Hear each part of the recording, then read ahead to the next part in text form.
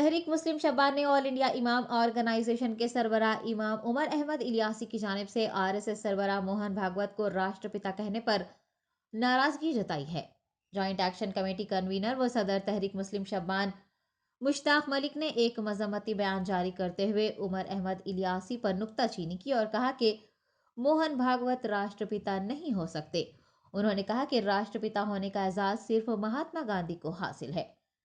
मुश्ताक मलिक ने बताया कि उमर इलियासी ने जो कहा वो उनका अपना ऐलान है और इस ऐलान से मुसलमानों और मुल्क की 135 करोड़ अवाम का कोई ताल्लुक नहीं है। जेएसी कन्वीनर ने वाज़ेह किया है कि हिंदुस्तान की अवाम महात्मा गांधी को राष्ट्रपिता मानते हैं और मानते रहेंगे। आज उमर इलियासी इमाम काउंसिल के खुद मुख्तार एक शख्सियत है और ख़ुद से बहरहाल अपने आप को प्रोजेक्ट करते हैं।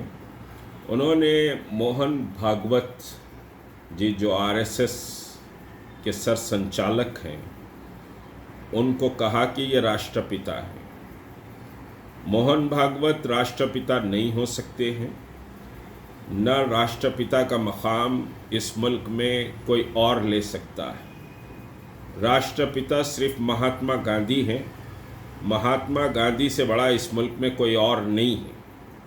महात्मा गांधी के आइडियोलॉजी से इख्तिलाफ हो सकता है, लेकिन महात्मा गांधी के संस्कारों और महात्मा गांधी के स्ट्रगल, महात्मा गांधी के हिंदू मुस्लिम सिख ईसाई को एक नज़र से देखने का जो नज़रिया महात्मा गांधी ने देश को दिया, आज वो बर्बाद हो रहा है और उस बर्बादी के पीछे बहरहाल आरएसएस की आइडियोलॉजी है। हम इसको स्ट्रांगली कंडम करते हैं कि राष्ट्रपिता कोई नहीं हो सकता। मोहन भागवत या आरएसएस का सरबराह तो बिल्कुल ही नहीं हो सकता है।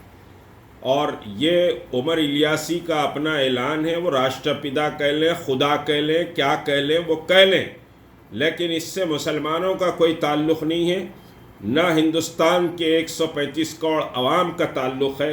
हिंदुस्तान के 135 करोड़ अवाम राष्ट्रपिता महात्मा गांधी को मानते हैं और वो मानते रहेंगे, क्योंकि महात्मा गांधी के जो संस्कार थे इस मुल्क को एक गुलदस्ते की तरह वो समझिए देखना चाहते थे। उस वजह से वो राष्ट्रपिता बने, देश की आज़ादी के लिए उन्हें कुर्बानियाँ दी। बहरहाल राष्ट्रपिता जो उमर इलियासी ने कहा वो बदबख्ती है। बहरहाल ये ख़ुद समझिए कि जूते उठाने और चापलूसी करने से कोई मकाम हासिल नहीं होता। शुक्रिया।